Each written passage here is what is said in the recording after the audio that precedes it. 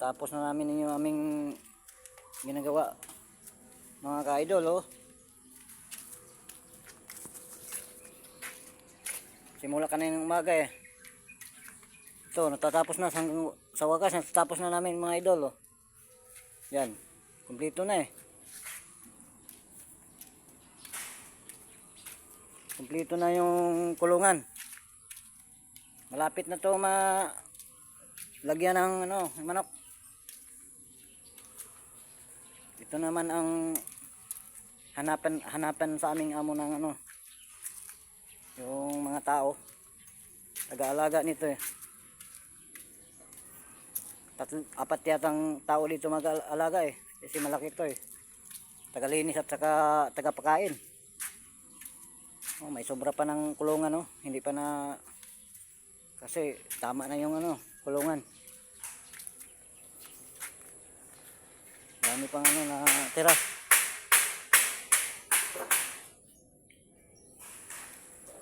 Yung dating kulungan, oh, luma, mga nalawang na eh.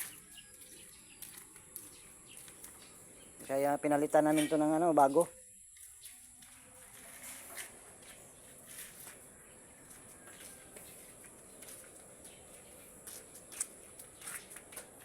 Kami lang nito eh, kabit ng yung mga kulungan. Ito ang pang-ikot sa yung ipot. Ito ang tinatawag ng kumbiyor. Mga ka-idol, oh.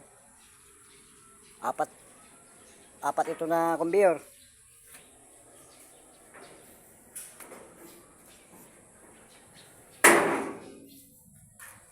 Yung tao dito pag yung mag-alaga nito na building, hindi masyado mahihirapan kasi yung itlog, kusa lang tatakbo yung itlog eh. Kasi dadaan to sa kumbiyor. Ito ang sa itlog. Iikot to. Yung taga pulot ng itlog, nandun lang sa dulo eh. Maghintay lang pag yung mga itlog. Tatakbo na yung itlog. Yan. Malaki to eh. Apat to. Yung sa kabila. Pang-apat. Yun.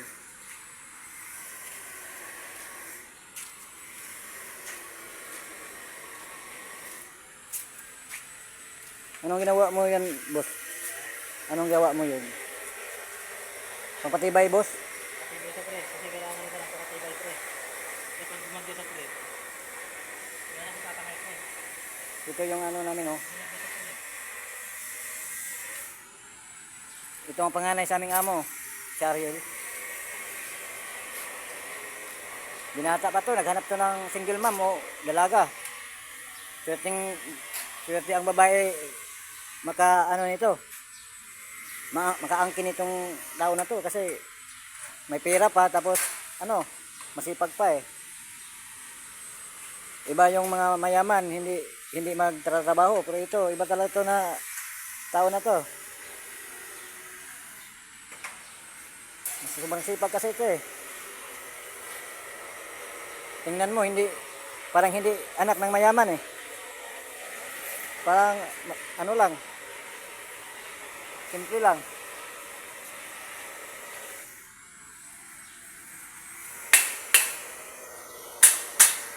Ako ang bata-bata nito na yung amo, anak sa akong amo. Ako ang badi-badi niya eh.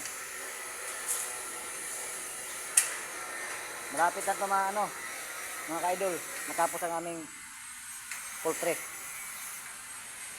Sunod, isang buwan lang yata eh, tapos na to, lagyan na to ng